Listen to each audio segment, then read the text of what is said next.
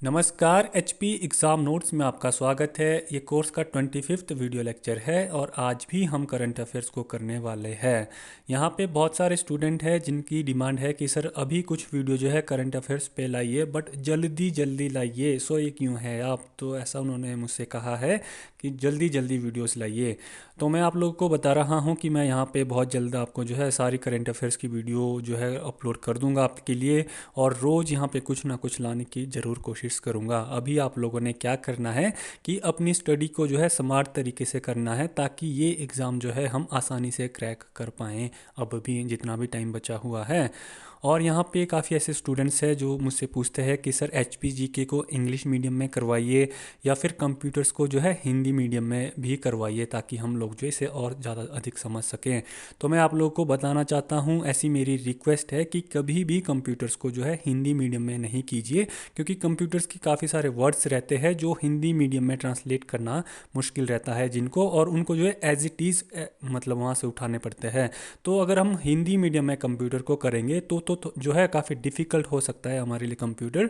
और अगर हम एच पी जी के को जो है इंग्लिश मीडियम में करेंगे तो हम लोगों को पता है कि उसमें काफ़ी सारी जो है हमारी लोकल लैंग्वेजेस रहती है जिसको इंग्लिश में ट्रांसलेट कर पाना मुश्किल रहता है। तो मेरा तो आप लोगों से सजेशन रहेगा कि एच पी जी के आप हमेशा हिंदी मीडियम में कीजिए, कंप्यूटर को हमेशा इंग्लिश मीडियम में कीजिए, ताकि हम ज़्यादा से ज़्यादा और आसान तरीके से चीज़ों को समझ सकें या फिर कवर कर सकें।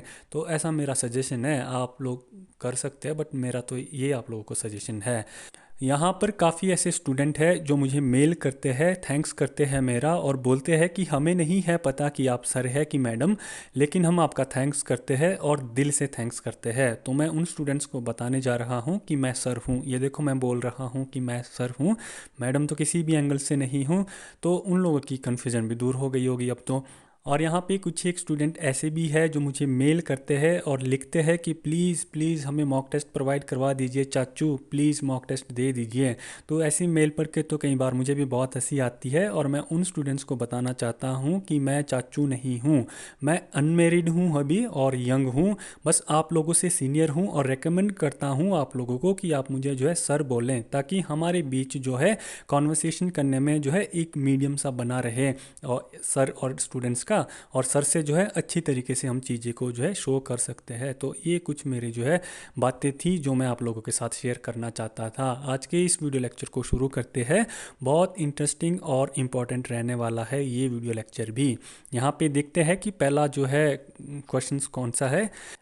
हाल ही में किस राज्य में भारत में पहली बार हींग या फिर एसाफेटिडा की खेती की गई है? तो ये हम लोगों को बताना है कि इनमें से वो कौन सा राज्य है जहां पर भारत में पहली बार हींग की खेती की गई है। तो इसका सही आंसर डी है, हिमाचल प्रदेश वो राज्य है जहां पर पहली बार हींग की खेती जो है शुरू की गई है, और ये हाल ही में किया गया है ऐसा। और अगर हम हिमाचल से बिलोंग करते हैं तो यहाँ पर एक जो है एडवांस लेवल का आगे का लेवल का एक क्वेश्चन बनता है कि हिमाचल के किस डिस्ट्रिक्ट में जो है हींग की खेती शुरू की गई है। और ऐसा जो है डिस्ट्रिक्ट जो है भारत में पहला, ऐसा डिस्ट्रिक्ट जो है पहला डिस्ट्रिक्ट है वो भारत में जहाँ पर हींग की खेती की गई है। तो हींग की खेती जो है लाहौल स्पीति में की गई है, मेनली लाहौल में की जाती है, लाहौल वैली में ये की जाती है। और वहाँ के किसान और एक इंस्टीट्यूट है, institute of Himalayan bio resource technology, जो है इन दोनों के आपस में जो है एफर्ट से वहाँ पे जो है हींग की खेती की जा रही है, ताकि हमारे लाहौल की जो डेजर्ट ज़मीन है, मतलब अनयूज्ड जो ज़मीन है, उसका भी उपयोग किया जा सके, और कहीं ना कहीं जो है राज्य की इकोनॉमी और किसान को भी जो है बढ़ावा दिया जा सके इकोनॉमिक तरीके से। तो ये बहुत अच्छा क्वेश्चन है, इसको एक बार जो अच्छे से समझ लेना, याद कर लेना। नई शिक्षा नीति लागू करने वाला पहला राज्य कौन सा बना? ठीक है, तो भारत का पहला राज्य वो कौन सा है जिसने नई शिक्षा नीति को जो है लागू किया है सबसे पहले, हम ऐसा भी बोल सकते हैं। तो वो राज्य हिमाचल प्रदेश है, इसका सी सही आंसर है। हिमाचल प्रदेश जो है पहला राज्य बन गया है जिसने नई शिक्षा नीति को जो है लागू कर दिया है। मंत्रिमंडल ने जो है इसका कार्यभार, नई शिक्षा नीति जो है अच्छी तरह से लागू हो राज्य में, इसके लिए शिक्षा मंत्री जो है हमारे गोविंद सिंह ठाकुर, और उनके साथ जो है 40 सदस्यों की एक टीम जो है उनको टास्क फोर्स मतलब दे दी गई है, ताकि नई शिक्षा नीति जो है हिमाचल प्रदेश में अच्छी तरह से लागू की जा सके। तो उम्मीद है कि आप लोगों को ये दोनों क्वेश्चन जो है अच्छे से समझ आ गए होंगे। आगे देखते हैं। हिमाचल प्रदेश की पहले ऑनलाइन युवा रेडियो स्टेशन को किसने लॉन्च किया है? तो ये हम लोगों ने बताना है कि इनमें से किसने हिमाचल प्रदेश के जो है पहले ऑनलाइन युवा रेडियो स्टेशंस को लॉन्च किया है? तो इसका सही आंसर बी है, जयराम ठाकुर। और जयराम ठाकुर जो है मुख्यमंत्री है हिमाचल प्रदेश के अभी प्रेजेंट टाइम में, तो इन्होंने लॉन्च किया है हिमाचल प्रदेश में युवा रेडियो स्टेशन। और इसका क्या नाम रखा हुआ है? रेडियो हिल्स इसका नाम रखा हुआ है। और टैगलाइन दी गई है इस स्टेशन को, यंगिस्तान का दिल जो है टैगलाइन दी गई है, मतलब इस रेडियो स्टेशन को। और यहाँ पे जो है इसलिए इस रेडियो स्टेशन को जो है लॉन्च किया गया है ताकि हिमाचल के कल्चर और यहाँ के ट्रेडिशंस को जो है युवाओं के बीच भी स्प्रेड किया जा सके, और कहीं ना कहीं युवा जो है अपने टैलेंट को भी इस रेडियो चैनल पे जो है निखार सके। तो ऐसा यहाँ का जो है मोटिव रहा है जयराम ठाकुर का। तो बी इसका सही आंसर है। किस राज्य ने ई परिवहन व्यवस्था शुरू की है? तो ये भी हम लोगों को बताना है। ये भी हिमाचल प्रदेश वो राज्य है जिसने अभी जो है ई परिवहन व्यवस्था शुरू की है। अगला क्वेश्चन देखते हैं। कौन सा जिला जिला प्रधानमंत्री ग्राम सड़क योजना के कार्यान्वयन में देश में टॉप पर रहा है? ठीक है, तो कौन सा ऐसा जिला है जो प्रधानमंत्री ग्राम सड़क योजना जो स्कीम है उसमें जो है कार्य करने में सबसे अधिक रहा है, किसमें? पूरे देश में। तो ये हम लोगों को बताना है। तो वो कौन सा जिला है? मंडी वो जिला है जिसने जो है जिला मतलब जिला प्रधानमंत्री ग्राम सड़क योजना का जो हमारी स्कीम है उसको अच्छे तरह से लागू किया है। और ये पूरे देश में जो है पहले स्थान पे है मंडी। और जो देश के टॉप 30 जो डिस्ट्रिक्ट आए हुए हैं उसमें जो है ऊना, सिरमौर, हमीरपुर, सोलन और जो है शिमला भी शामिल है, जहाँ पे जो है प्रधानमंत्री ग्राम सड़क योजना स्कीम को ठीक तरह से लागू की गई है। हिमाचल में लगभग जो है 1104 किलोमीटर सड़क बनाई गई है प्रधानमंत्री सड़क योजना स्कीम के थ्रू। तो इसका जो सही आंसर है सी है, मंडी इसका सही आंसर। और ये बहुत बड़ी बात है, बहुत इंपॉर्टेंट है ये क्वेश्चन भी, इसको भी आप याद कर लेना। हिमाचल प्रदेश का सबसे श्रेष्ठ पुलिस थाने का दर्जा किसे मिला है? हिमाचल प्रदेश का जो है सबसे श्रेष्ठ पुलिस थाना है में से जो है इनमें कौन सा वो थाना है जिसको श्रेष्ठ दर्जा मिला हुआ है, ये हम लोग को बताना है। तो इसका आंसर सी है, नादौन पुलिस थाने को जो है हिमाचल प्रदेश के श्रेष्ठ पुलिस थाने का दर्जा मिला हुआ है। और ये डिस्ट्रिक्ट हमीरपुर में नादौन जगह है, तो ये वहीं पे ही है पुलिस थाना है। और ये पुलिस थाना जो है इंडिया में भी टॉप 5 में, टॉप 10 में डिजर्व करता है। तो इसी इसका सही आंसर है। हाल ही में किसे राष्ट्रीय तानसेन सम्मान 2020 से सम्मानित किया गया? तो ये हम लोगों को बताना है कि राष्ट्रीय तानसेन सम्मान 2020 से किसे सम्मानित किया गया। तो बी इसका सही आंसर है, पंडित सतीश व्यास जी को जो है राष्ट्रीय तानसेन सम्मान से जो है सम्मानित किया गया है। और तानसेन सम्मान जो है शास्त्रीय संगीत के क्षेत्र में सर्वोच्च राष्ट्रीय संगीत सम्मान है, ये जो तानसेन सम्मान है। तो ये आप लोगों को याद रखना है। बस हमें जो है पता नहीं होता कि शास्त्रीय संगीत वगैरह वगैरह हम तो देखते नहीं है, डीडी नेशनल पे आते हैं और डीडी नेशनल हम लोग देखते नहीं है। हम लोग तो बिग बॉस देखते हैं और हमें पता रहता है कि भाई कौन बिग बॉस जीता है। कौन जीता है? रुबीना दिलाइक जीती है बिग बॉस को। कौन व्यक्ति हाल ही में रेलवे बोर्ड के नए चेयरमैन सीईओ बने हैं? तो ये हम लोगों को बताना है कि कौन व्यक्ति जो है रेलवे के चेयरमैन के नए सीईओ बने हैं इनमें से। तो सुनीता शर्मा है जो रेलवे बोर्ड की नई चेयरमैन बनी है या सीईओ बनी है। तो डी इसका सही आंसर है। आगे देखते हैं।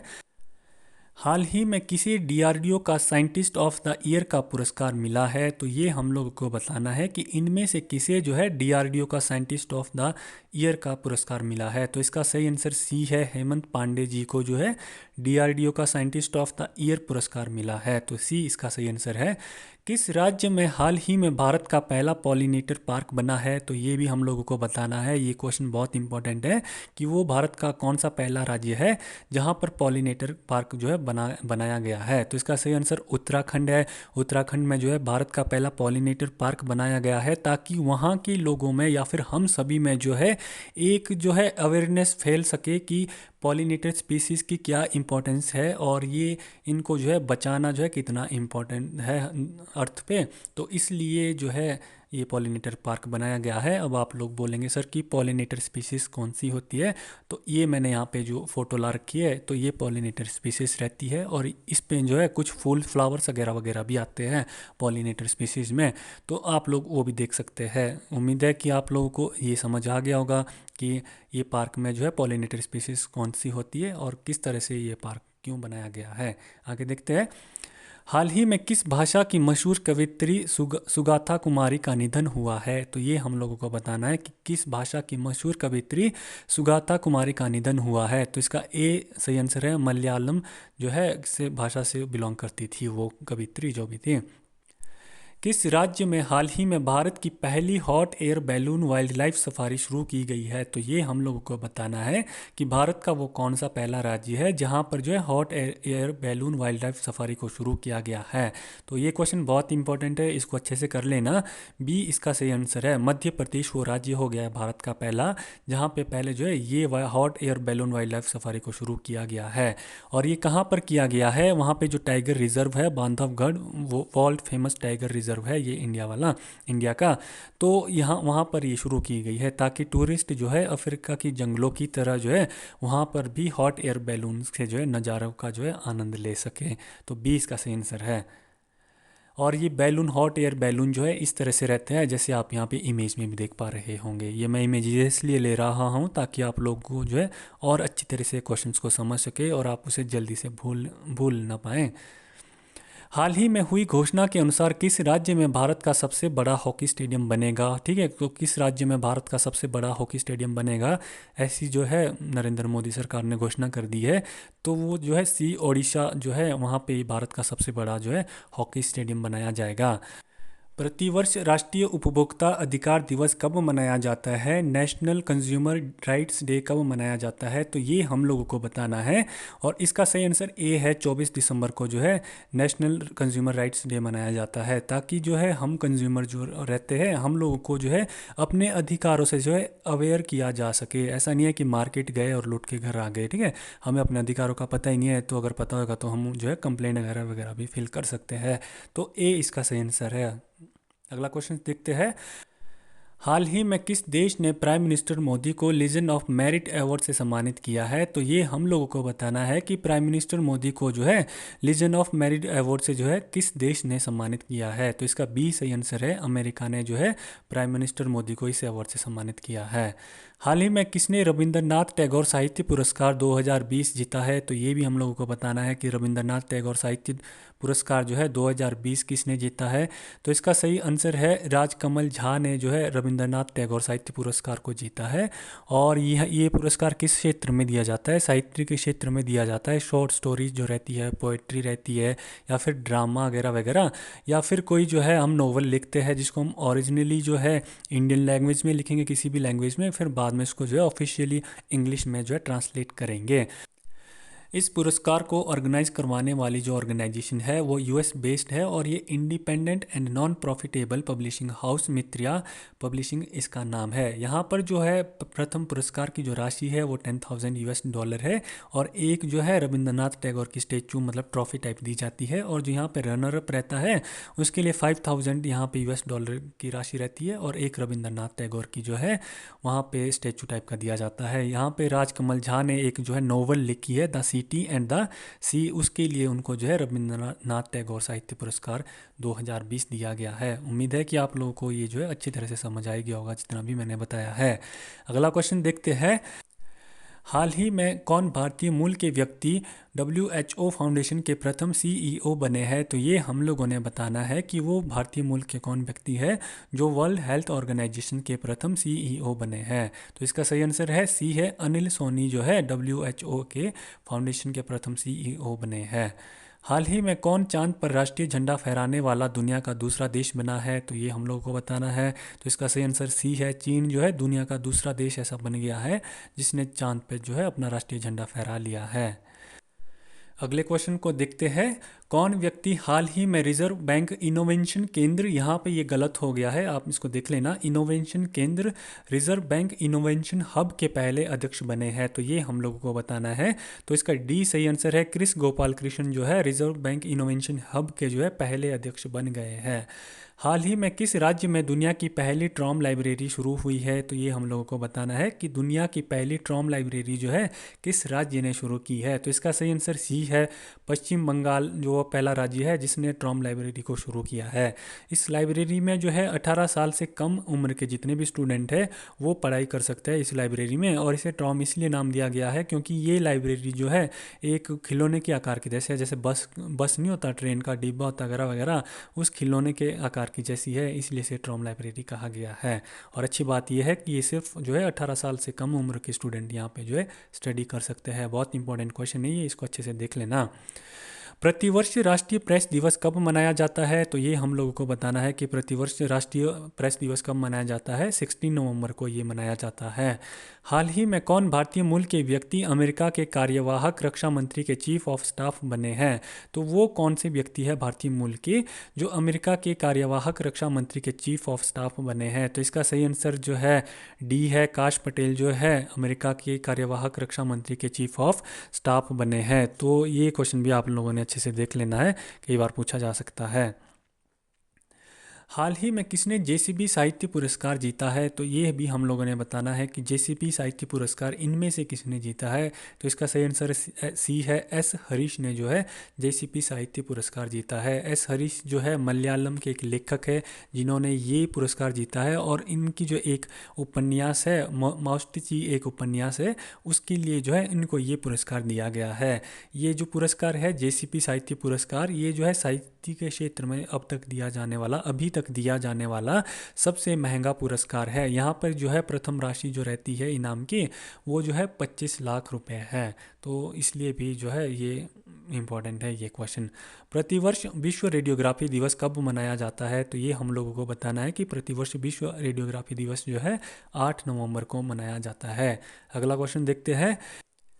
किस राज्य में हाल ही में भारत की प्रथम सौर आधारित जलापूर्ति परियोजना की शुरुआत हुई है? तो ये हम लोग को बताना है कि किस राज्य में प्रथम सौर आधारित सोलर आधारित जलापूर्ति परियोजना की शुरुआत हुई है। तो इसका सही आंसर बी है, अरुणाचल प्रदेश ने जो है पहली सोलर आधारित जलापूर्ति परियोजना की शुरुआत की है। ये क्वेश्चन बहुत इंपॉर्टेंट है, इसको भी अच्छे से देख लेना। सोलर आधारित जलापूर्ति परियोजना का मतलब है कि जैसे हम गाँव में या फिर शहर में जहाँ पर हम लिफ्ट से पानी की कमी को पूरा करते हैं, तो वो तो पहले तो हमारी तो यहाँ तो इलेक्ट्रिसिटी से चलती है, बट अरुणाचल प्रदेश जो है भारत का पहला राज्य बन गया है जहाँ पर वो लिफ्ट जो है पंप हाउस वगैरह वगैरह जो रहते हैं, वो जो लिफ्ट रहती है पानी के लिए वो सोलर एनर्जी से चलेगी। तो इसलिए ये बहुत इंपॉर्टेंट है कि सोलर एनर्जी को अच्छी तरह से यूज़ करने वाला मतलब पंप हाउस में अरुणाचल प्रदेश जो है पहला राज्य बन गया है। तो बी इसका सही आंसर है। उम्मीद है कि जितने भी क्वेश्चन हमने आज किए हैं वो आप लोगों को समझ आ गए होंगे। अगर आप लोगों को किसी क्वेश्चन में कोई प्रॉब्लम है या आपकी कोई सजेशन है तो आप मुझे कमेंट बॉक्स में कमेंट करके ज़रूर बता सकते हैं। और अगर आप मेरे वर्क को पसंद करते हैं तो प्लीज़ वीडियो को लाइक कीजिए, चैनल को सब्सक्राइब कीजिए और आप जो है मेरी वीडियो को शेयर भी कर सकते हैं अगर आप पसंद करते हैं मेरे वर्क को। और मेरे साथ अपडेटेड रहने के लिए जो है आप बेल आइकन को भी प्रेस कर सकते हैं। Thanks for watching.